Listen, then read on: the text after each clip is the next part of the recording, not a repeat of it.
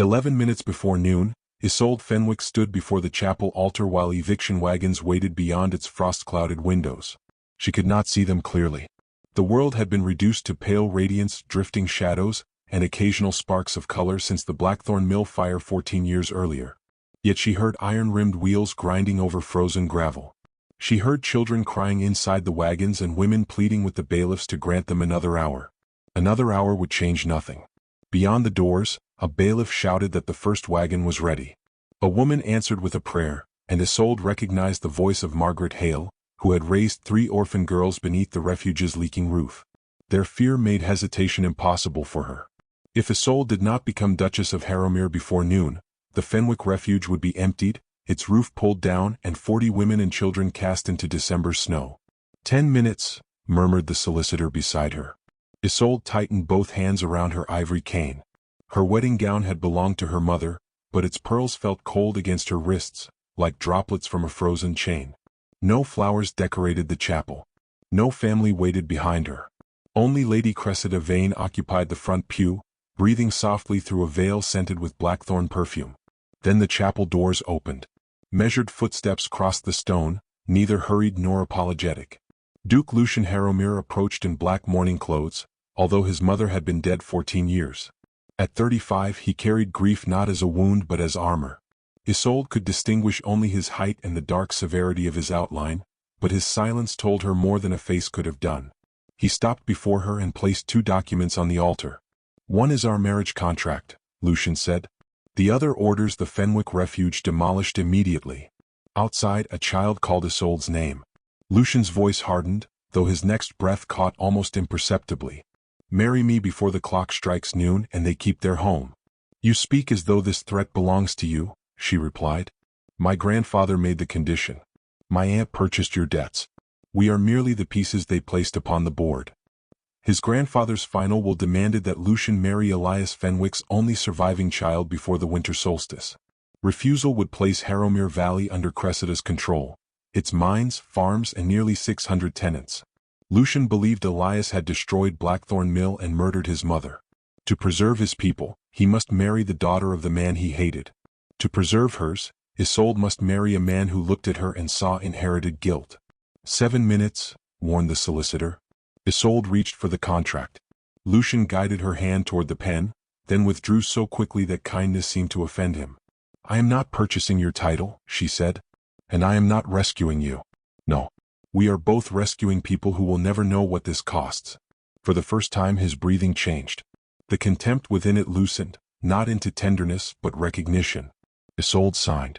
The vicar began while the clock mechanism groaned above them. Their vows sounded less like promises than terms negotiated beside a battlefield. When Lucian placed the ring upon her finger, his hand was steady. When Isolde spoke his name, a tremor traveled through his thumb. The organ suddenly released 3 low notes. Isolde forgot to breathe. The first descended like a warning. The second lingered. The third rose sharply, exactly as it had moments before. Flame tore through Blackthorn Mill and erased her childhood in smoke. "Who chose that music?" she whispered. "No one," Lucian answered. The organist stumbled from his bench, swearing he had not touched the keys. Cressida's perfume moved behind Isolde, followed by the faint click of a jeweled cane retreating across stone. The noon bell sounded. Lucian signed the order preserving the refuge, then left without celebration. At Harrowmere Palace, he assigned Isolde chambers in the eastern corridor and forbade her from entering the locked western wing, where his mother's possessions remained untouched. That evening, Isolde learned he had paid the refuge's winter expenses from his private account. He wanted her distant, but innocent suffering had not become meaningless to him. The discovery did not excuse his coldness, it merely placed one living ember beneath it. Near midnight, footsteps stopped outside her chamber. A voice whispered, "The blind girl remembers more than we thought." Isolde opened the door. The corridor held only darkness and winter air. Her cane touched something small on the carpet. Kneeling, she found a blackened wooden gear branded with her father's engineering mark. Soot roughened its teeth, but beneath the soot lay warm, fragrant machine oil. Somewhere in Harrowmere, machinery from the mill was still moving. By breakfast, the blackened gear had vanished from Isolde's chamber. She had locked it inside the drawer beside her bed and kept the key beneath her pillow. Yet when she woke, the drawer remained locked, the key remained warm from her hand, and only a faint trace of machine oil lingered upon the velvet lining. Someone inside Harrowmere possessed another key. More troubling still, the intruder had entered without waking her. Whoever hunted the mill's secrets understood silence, locks, and the private rhythms of the palace better than she already did. Isolde said nothing. Accusations without proof would merely confirm the household's belief that Elias Fenwick's daughter had inherited his supposed dishonesty. Instead, she entered the breakfast room counting 12 steps from the threshold to her chair. On the 9th, her cane struck a silver footstool that had not been there the previous evening. Laughter fluttered around the table. Isolde steadied herself before she fell. "How fortunate," she said, "that furniture at Harrowmere announces itself more honestly than people." The laughter died. Lady Cressida rose in a whisper of silk and took Isolde's arm. "You must allow us to guide you, dear. Pride is dangerous for a woman in your condition." The jeweled handle of Cressida's cane clicked against the floor. Isolde recognized the delicate sound from outside her chamber. "My condition has taught me caution," Isolde replied. "It has not taught me obedience." Across the table, Lucian set down his cup. His silence carried something sharper than amusement. Before noon, the footstool had been removed and the servant responsible dismissed. By evening, carpenters were measuring stair edges and loose banisters throughout the eastern wing. Lucian never mentioned the orders. Cressida did. She found him in the library and told him Isolde had exaggerated the incident to command sympathy. Isolde, pausing outside the partly open door, heard every polished word. "The Fenwicks planned this marriage for years," Cressida murmured. "Perhaps her blindness is another useful performance." "My grandfather planned it," Lucian answered. "And who persuaded him? A helpless girl can move old men more easily than an honest one." Isolde walked away before anger betrayed her presence. Cressida's lie mattered less than Lucian's failure to reject it. Later, Isolde entered the winter garden, seeking air untainted by perfume and suspicion. Warm glass enclosed the quiet space. She smelled damp earth, orange peel, and roses blooming against the season. Lucian's footsteps approached, even, restrained, unmistakable. "You should have asked for assistance," he said. "I found the garden. You nearly found the fountain first. The water warned me." He exhaled, almost laughing. After a pause, he described frost feathering the glass and dark roses beneath amber lamps. His voice changed while naming colors, losing its habitual edge. "I remember crimson," Isolde said. "People speak as if losing sight erased every color I ever loved. I assumed descriptions would be cruel. Silence is crueler. It makes the world smaller." For several breaths they stood without hostility. Then the chapel melody drifted through the glass corridor, played softly upon a distant piano. Isolde followed it to a music room adjoining the locked western wing. The final notes waited open upon the instrument like an unfinished question. She sat and repeated the three-note phrase, searching her memory for what had followed it before the explosion. Lucian entered so abruptly that the door struck the wall. "Where did you learn that?" "At Blackthorn. A woman hummed it before the fire. My mother wrote those notes. They were never performed." "Then perhaps your mother was the woman I heard." Grief turned his voice brutal. "Or your father stole her music before killing her." Before Isolde could answer, Cressida entered. "Lucian, the western cabinet has been opened." She claimed Isolde must have crossed the forbidden wing and taken the music. Isolde heard no surprise in her breathing. Cressida had expected to find them there. A second alarm followed minutes later. The Harrowmere ruby, last worn by Lucian's mother, was missing from its locked case. Cressida ordered every room searched. Lucian did not stop her. In Isolde's chamber, a maid opened her traveling case and drew back with a cry. The ruby lay sewn inside the lining, glowing like captured blood beneath the lamps. Lucian held it between two fingers. "Only 3 keys open my mother's cabinet. Then question their owners. One belongs to me. One to Cressida. The third disappeared with my mother's maid." Isolde touched the jewel. Its facets were cold, but greasy soot stained her fingertips. She raised them toward Lucian. "This came from the same place as the gear." He remained silent. Cressida's cane clicked once behind him. Isolde finally understood. The ruby had not been planted merely to disgrace her. Someone needed Lucian angry enough to send her somewhere, and Blackthorn Mill was waiting. Lucian summoned Isolde to the library before dawn. The Harrowmere ruby rested between them upon his desk, its crimson depths catching the firelight she could perceive only as warmth and wavering gold. Lady Cressida stood beside the mantel. "An annulment would endanger the inheritance," she said. but the marriage contract permits His Grace to establish a separate household for his wife. You prepared that answer quickly, Isolde observed. Cressida's jeweled cane tapped once. I protect this family from scandal. Lucian pushed back his chair. Sleeplessness roughened his voice, yet anger kept it cold. There is an estate where you may live without disturbing my household. What estate? Cressida answered for him. Blackthorn Mill. The name hollowed the room. Isolde smelled smoke where none existed.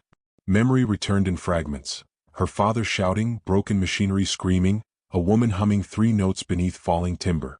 Then came endless white pain and the darkness that never entirely lifted. Cressida had not chosen merely an abandoned property. She had selected the grave of Isolde's childhood. Lucian must have understood because his breathing faltered. Still, he said, the mill becomes your wedding gift. A generous word for banishment. A kinder word than imprisonment for theft. You know I did not take that ruby. I know what was found. No, Isolde replied. You know what you were shown. There is a difference, but hatred has made it convenient for you to ignore one. Cressida warned that insolence proved guilt. Lucian dismissed her with such sudden force that silence trembled after the door closed. For one moment, Isolde hoped he had recognized the manipulation. Instead, he ordered the carriage prepared. They left beneath a colorless morning. Halfway down the valley, Lucian tied a silk blindfold over Isolde's eyes. She held perfectly still. Do you fear I shall memorize the road? It crosses private land. I can already see almost nothing. His hands withdrew. The blindfold served no practical purpose, and both understood it. It transformed her blindness into spectacle, a weakness he could tighten with a knot. The cruelty was quieter than a blow and therefore more deliberate. Isolde counted turns. She listened to iron wheels change rhythm over 2 bridges, heard sheep bells upon the northern slope, and felt colder air enter after the carriage descended beside water. If Lucian intended to make her helpless, she would answer by remembering everything. After an hour, the carriage stopped. Wind worried broken timber somewhere ahead. A wooden sail groaned, paused, then scraped forward again with the wounded persistence of something refusing burial. Lucian removed the blindfold. Gray light pressed against Isolde's vision. She distinguished a leaning tower, a roof split open to the sky, and dead fields divided by crooked fences. Yet sound completed what sight could not. The damaged sails complained in the same cadence she had carried through every nightmare since childhood. Blackthorn. Lucian placed a rusted golden key in her palm. You wanted a place in my family. This is the only part of it that belongs to you. I wanted nothing from your family except mercy for the refuge. You received it. And now you wish to collect payment in humiliation. His coat shifted as he turned away, but Isolde asked whether abandoning her here had eased his grief. For several seconds only wind moved between them. No, he admitted. The single honest word wounded more deeply than another accusation. It meant he understood his cruelty was useless and chose it nevertheless. Mrs. Wren, an elderly servant with a low, steady voice, climbed down from the luggage carriage. Beside her lay one trunk, a small food chest, and enough firewood for perhaps 2 nights. Lucian told Isolde she was forbidden to return to Harrowmere. Then the carriages departed, carrying warmth, horses, and the last fading thunder of privilege up the road. Together they blocked the shattered window, lit a fire, and placed a basin beneath the leaking roof. A stone crashed through the window and rolled across the boards. Cord bound a message around it. Mrs. Wren read aloud, "Leave before Blackthorn finishes what it began." Isolde touched the stone. It was warm, suggesting the messenger had carried it inside a coat. Fresh mud marked the sill, while retreating boots crossed the yard. She barred the door and refused Mrs. Wren's plea to flee. Someone had planted the ruby, stolen the gear, and driven her toward this ruin. Now that same enemy wanted her gone. The contradiction meant Blackthorn held something valuable. Near midnight the wind stopped. The broken sails became silent. Beneath Isolde's bed, however, a slow mechanical thudding continued under the floorboards. She knelt, pressing her palm against the wood. A hidden wheel turned below, steady as a buried heartbeat. Then, between 2 metallic beats, a woman coughed in the darkness underneath her. Isolde remained kneeling until the coughing stopped. She struck the floor with her cane once, then twice. No answer followed. Yet she felt a faint answering tremor rise through the boards beneath her hand. Only the buried mechanism continued its measured turning. Mrs. Wren insisted old pipes often groaned like voices. Her reassurance arrived too quickly, and Isolde heard fear narrowing the elderly woman's breath. "You know what lies beneath us," Isolde said. I know this mill has swallowed enough lives. That is not an answer. Before Mrs. Wren could reply, knocking sounded at the outer door. A thin boy stood outside carrying a lantern and an unconscious little girl. He introduced himself as 11-year-old Tobias Reed. His sister, Annie, burned with fever, while their cottage roof had begun collapsing beneath the rain. Isolde welcomed them inside. By morning, she discovered 5 families occupying the supposedly deserted cottages around Blackthorn. Their coats were patched, their cupboards empty, and every household possessed receipts bearing steward Silas Mordain's signature. We pay Harrowmere rent each month, Tobias explained. Mr. Mordain says the Duke wants us gone anyway. Lucian's accounts listed the village as abandoned.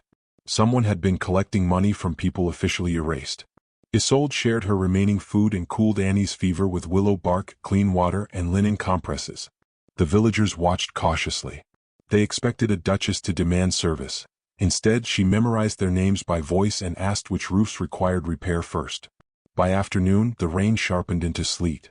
A larger storm approached from the north, and the cottages could not protect their families. Isolde proposed reinforcing the mill's stone grinding room as a common shelter. You cannot see the damaged beams, a carpenter warned. I can hear which ones complain when the wind presses them, she answered. You can see where to place the braces. Neither of us needs to pretend we can work alone. That answer changed something. Men brought timber. Women sealed windows with sacking and clay. Children gathered fallen shingles. Isolde crossed the room repeatedly, mapping every post, crack, and unstable board through touch. For the first time since her wedding, she did not feel like a bargain transferred between powerful hands. Work gave each command purpose. Trust gave every footstep room. At dusk, Tobias vanished. His sister heard him say that their missing mother had called from the mill tower. Wind carried strange voices through the broken sails, but Tobias had followed hope into danger. Isolde entered the tower before anyone could stop her. Rain hammered the roof. Above, the boy knocked desperately against a jammed hatch while rotten boards snapped beneath him. Keep speaking, Isolde called. I cannot move. You do not need to see the whole way. Only listen for my cane. She climbed until the staircase ended at a fractured walkway. Sound revealed the space. Dripping water to her left, open air to her right, Tobias breathing 12 uncertain steps ahead. Isolde crawled forward, testing each plank. One broke behind her and vanished without striking anything she could hear. Tobias began sobbing. Fear is allowed, she told him, but it does not choose our next step. She reached him and tied her sash around his wrist. Together they followed the rhythm of her cane backward. The walkway collapsed just as the carpenter pulled them through the hatch. The villagers' relief filled the tower, but Isolde felt heat beneath her palm. An iron pipe inside the wall was warm. No furnace had supposedly operated there for 14 years. Mrs. Wren finally confessed she had served Lucian's mother. After the fire, Cressida dismissed her and threatened Lucian if she questioned the official account. She had returned with Isolde because she believed Blackthorn's dead were still demanding witness. Guided by the heated pipe, the villagers shifted an enormous flower cabinet. Behind it, loose bricks concealed a narrow staircase descending beneath the mill. Isolde carried the golden key. Below, the air smelled of oil, damp stone, and bitter medicine. Their lanterns revealed a hidden workshop crowded with counterfeit seals, forged deeds, rent ledgers, and letters bearing Cressida's crest. At its center, a water-powered wheel drove the machinery overhead. It had continued turning long after wind abandoned the sails. Beyond the workshop stood an iron door. A tray outside held fresh bread and a cup still warm to Isolde's touch. The golden key entered the lock. When the door opened, a woman retreated into chains, whispering that Cressida must not know she remembered. Isolde softly repeated the 3-note melody. Silence answered. Then trembling fingers touched the scar beside Isolde's temple. You were 12, the prisoner breathed. You found me beneath the burning beam. Isolde could scarcely speak. Who are you? The woman began to weep. My name is Eleanor Harrowmere, she whispered. And Lucian is my son. Eleanor's name seemed to alter the air beneath Blackthorn. Mrs. Wren dropped her lantern to the floor, caught it before the flame died, then sank beside the chained woman. Your Grace, she whispered. Eleanor flinched from the title. 14 years underground had reduced ceremony to something frightening. Her silver-streaked hair hung unevenly around a face hollowed by confinement, while medicinal bitterness clung to her breath. Isolde unlocked the iron cuff around her ankle. Tell me what happened that night. Memory came to Eleanor in broken pieces. She described discovering false land deeds bearing her husband's seal and payments stolen from Harrowmere tenants. The signatures led to Cressida and estate steward Silas Mordain. Elias Fenwick had helped Eleanor investigate. He designed the concealed workshop so they could copy the records without alerting Silas. On the night of the fire, Eleanor intended to carry the evidence to a magistrate. Cressida knew, she said. She ordered the mill destroyed before we could leave. Isolde remembered her father lifting her through smoke, his coat burning at one sleeve. She had believed the woman trapped behind them died when the roof fell. You found me first, Eleanor continued. You crawled beneath a beam and called until Elias heard. He freed me, then carried you outside. Broken glass had cut your temple. You kept asking why daylight hurt. Isolde touched the scar beside her eye. For 14 years, society had named her father murderer. The truth was crueler. He had saved the woman whose death condemned him. Eleanor explained that Silas captured her beside the river while Elias searched for help. Cressida imprisoned her below the ruins, then announced that no body could be recovered. She kept Eleanor alive for signatures, family codes, and information needed to control the estate. Whenever Eleanor resisted, her medicine grew stronger. Years blurred. Each time she regained herself, Cressida appeared and explained that Lucian believed her dead. She killed me in his heart, Eleanor said. Then she returned every month to kill me again. Mrs. Wren confessed that Cressida had forced her to deliver food under threat against young Lucian. Over time, she secretly weakened the sleeping draft, preserving fragments of Eleanor's memory. Why did you never tell him? Isolde asked. Because Cressida promised that if I spoke, the next coffin would contain her nephew. Eleanor gripped Isolde's hands. Elias had tried to expose the conspiracy, but forged accounts made him appear responsible. Before his death, he discovered that the water wheel still powered the hidden lift. His final message, trust what continues turning after the wind has stopped, was meant to lead Isolde underground. A boot scraped above them. Tobias extinguished 2 lanterns. Through the ceiling came Silas's voice ordering men to search every chamber. Eleanor trembled. He knows. The door opened. Mrs. Wren hurried toward the mill bell while Tobias led villagers to an old grain tunnel.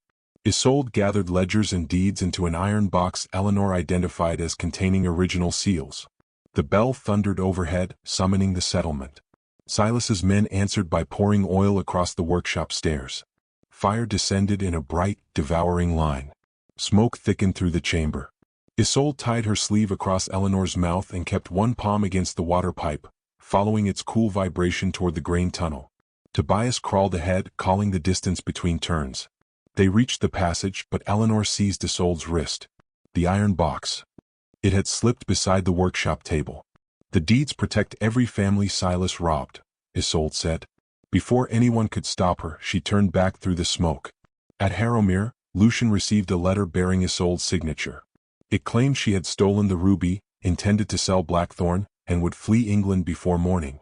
Something within the polished confession felt wrong. The writer described the landscape as emerald beneath a scarlet sunset.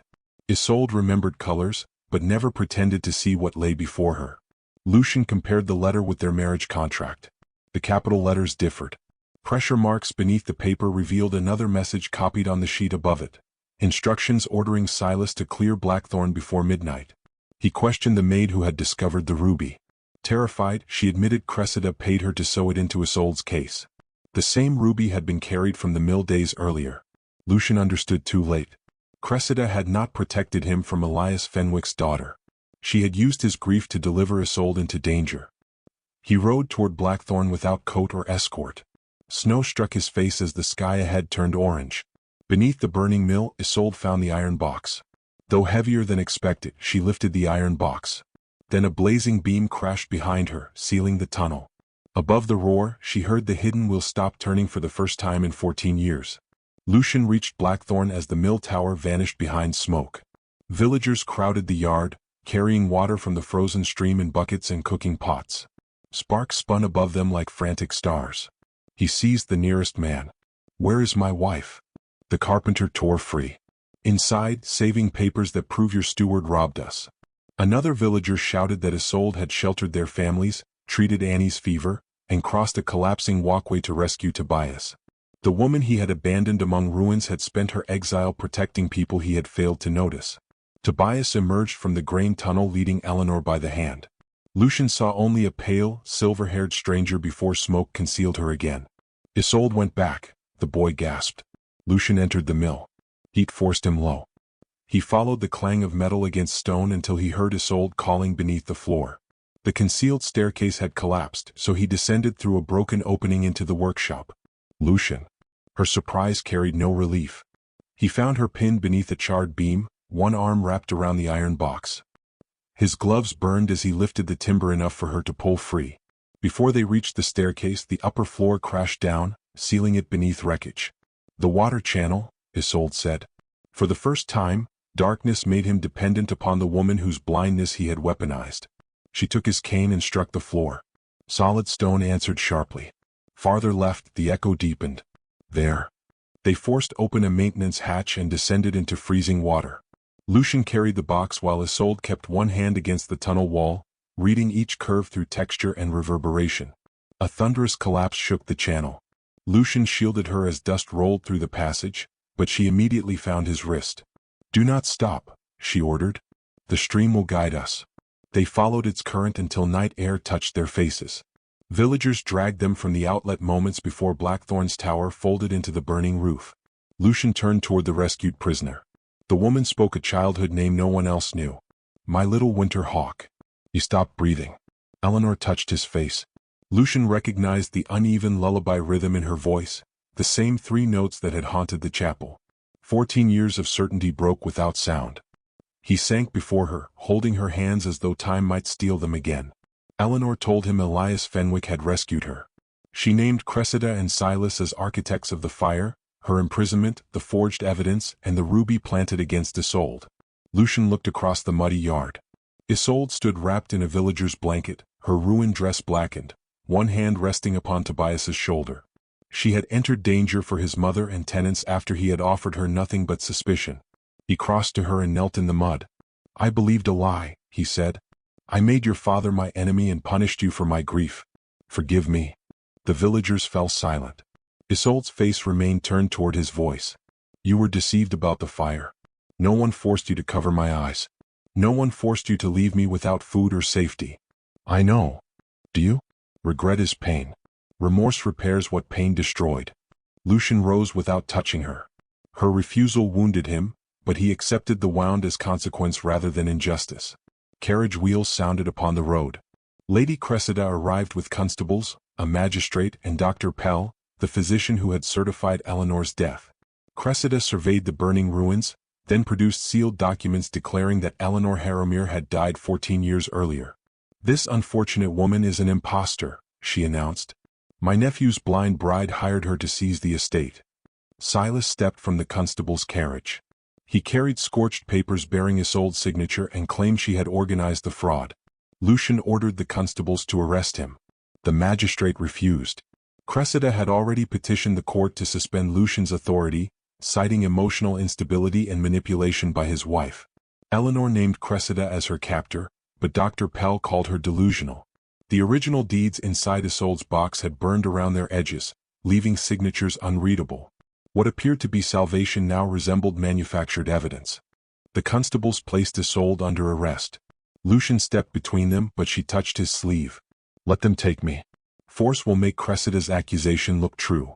As the constables led her toward the carriage, Cressida whispered that Blackthorn had finally buried every witness who mattered. Isolde paused beside Lucian. Her voice was calm enough that only he heard. "The true evidence was never inside that box," she said. "Ask your mother where she hid the music." The carriage door closed, carrying his wife toward prison while the 3-note melody rang through Lucian's memory like a key turning in darkness. By the time Isolde entered the London court, newspapers had already convicted her. Inside, silk skirts rustled with anticipation, as though her disgrace were theater. Isolde could not see the crowded gallery, but contempt had sounds. Concealed laughter, impatient fans, whispers sharpened around her name. Lady Cressida sat opposite them, immaculate in mourning violet. Silas Mordain occupied the witness bench, while Dr. Pell guarded the forged certificate declaring Eleanor dead. The hearing began with Cressida's petition to control Harrowmere. She claimed Lucian had become unstable after marriage and that Isolde exploited his grief to manufacture an impostor. Dr. Pell swore he had examined Eleanor's body 14 years earlier. 2 servants testified that Isolde had discussed seizing Blackthorn before the wedding. Silas produced scorched documents bearing her signature and described her as Elias Fenwick's instrument of revenge. Lucian rose before his solicitor could restrain him. "My wife did not manipulate me," he said. "I wronged her freely."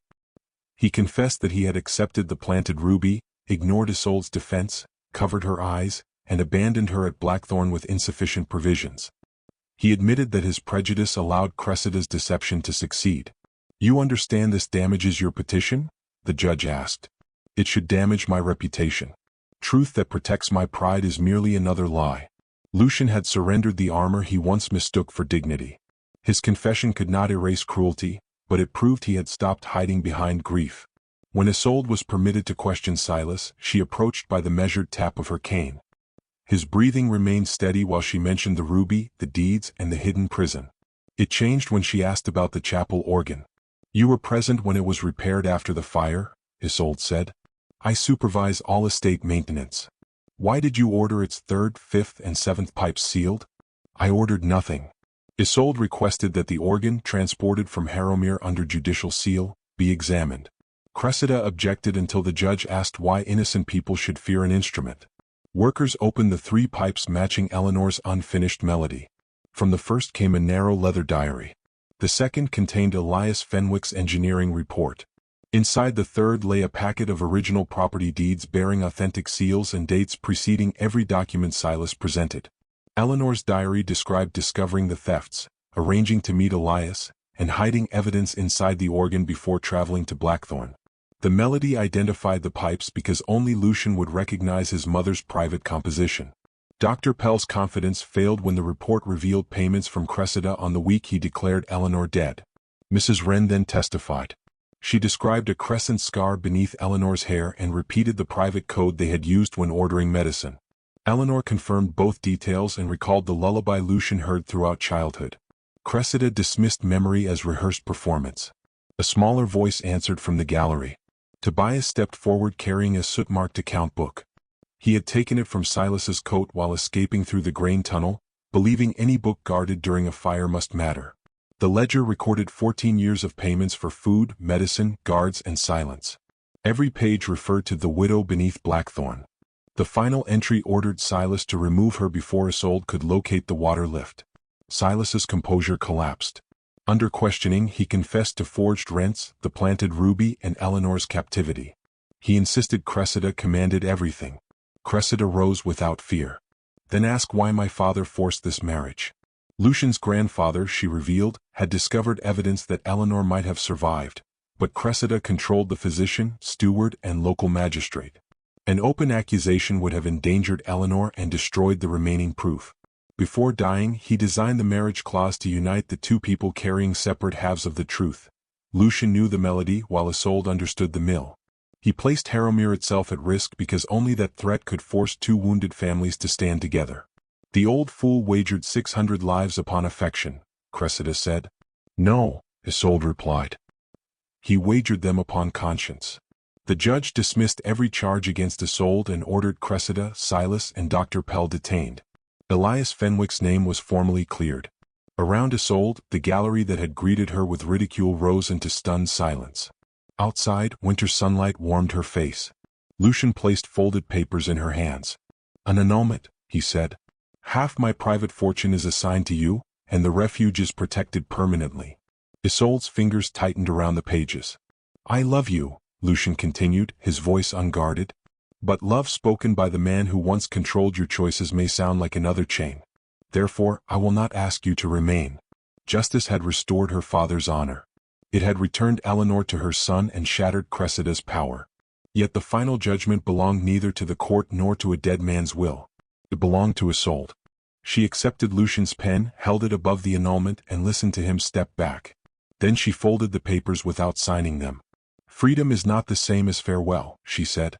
"But if you want a future beside me, you must first repair what your house abandoned." Lucian returned to Blackthorn 3 days after the trial carrying no servants, luggage trunks, or ducal crest. He brought a carpenter's coat, a ledger of stolen rents, and the rusted key he had once placed in Isolde's palm as an insult. She did not welcome him home. He began with the cottages. Every family received the money Silas had stolen, including interest taken from Lucian's private fortune. He repaired roofs beside laborers who neither bowed nor concealed their distrust. Isolde watched through sound. She heard his hammer before sunrise and the weariness slowing his footsteps after dark. Eleanor chose a restored cottage near the mill rather than Harrowmere Palace. Some days she remembered his childhood clearly, other days 14 stolen years descended between them. He learned not to demand recovery merely because justice had arrived. Isolde's forgiveness grew with the same patience. During winter evenings, Lucian read beside the repaired water wheel while she studied her father's surviving plans by touch. He described sunsets without turning them into consolation. She taught him to recognize villagers by footsteps and voices. "One day," he said, "I may hear half of what you do." "One day," she replied, "you may finally listen before judging." By spring, Blackthorn's tower stood straight again. New sails crossed the sky, and the grinding room had become a bright workshop. Isolde planned classrooms where blind adults, widows, abandoned women, and injured workers could learn weaving, bookkeeping, music, and mechanical trades for fair wages. Members of London society arrived expecting Lucian to reclaim the property as a symbol of restored authority. Instead, an elderly solicitor stepped onto the platform carrying Lucian's grandfather's final sealed document. Years earlier, the old Duke had discovered enough evidence to doubt Isolde Fenwick's guilt. Unable to defeat Cressida openly, he transferred Blackthorn Mill, its village and 1/3 of Harrowmere Valley to Elias as restitution. The transfer had remained sealed until Eleanor's identity and Elias's innocence were legally established. Because Elias was dead, everything belonged to Isolde. The Blind Bride Society had pitted and mocked now possessed more independent land than any woman in the county. Isolde stood before the villagers with the rusted key in her hand. "This mill was offered to me as punishment," she said. "Therefore it will become refuge. No person turned away for blindness, poverty, widowhood, or injury will ever be made to believe usefulness belongs only to the fortunate." The mill bell rang as workers unveiled the school's name, the Isolde Fenwick House of Skilled Trades. Lucian announced his own decision. Harrowmere Palace would become a public hospital, while its western wing would permanently house the Fenwick Refuge. He would retain modest rooms for estate duties but make his home wherever Isolde permitted him to remain. Later, after the crowd dispersed, he found her beside the stream. Water moved beneath the bridge with the same rhythm that had once powered Eleanor's prison. "Is there a place for me in what you have built?" he asked. Isolde returned the rusted key. "There is. But this time you enter only if invited." "And am I?" She offered her hand. "Walk beside me and discover it." Their steps matched across the bridge. The following morning, Isolde signed the annulment papers. Lucian read her signature and became still. Then she placed a second document beneath his fingers. A new marriage license, free of inheritance clauses, debts, threats, and commands. "The first marriage protected our people," she said. "This one must belong to us." They married beneath Blackthorn's restored sails at midsummer. Eleanor played the completed melody on a piano carried into the meadow. Mrs. Wren stood beside her, Tobias rang the bell, and every family from the refuge lined the flowered path. No one gave Isolde away. She walked forward alone, guided not by necessity but by Lucian's waiting voice. When she reached him, he asked quietly whether he might take her hand. "You may," she answered. Their vows contained no promise of perfection. Lucian pledged to listen before believing, to repair before requesting pardon, and never to confuse protection with control. Isolde promised honesty without cruelty and partnership without surrender. Afterward, Eleanor placed the Harrowmere ruby in Isolde's hand. Its soot had been cleaned away, but Isolde ordered it mounted above the school door rather than worn. "Let it remind us," she said, "that value hidden in darkness still belongs to the truth." Years later, children arriving at Blackthorn knew nothing of the ruined society had expected Isolde to inhabit. They knew warm classrooms, turning gears, music from open windows, and a Duchess who recognized each child by voice. At sunset, Lucian often described the sky while Isolde corrected his tendency toward unnecessary poetry. Then the bell would call them home to the modest mill house where Eleanor waited near the fire. The key meant to mock a blind bride had opened a prison, exposed a dynasty's lies, and returned a stolen future. The ruined mill became Isolde's kingdom, not because a duke gave it to her, but because she transformed cruelty into shelter and invited a repentant man to build beside her.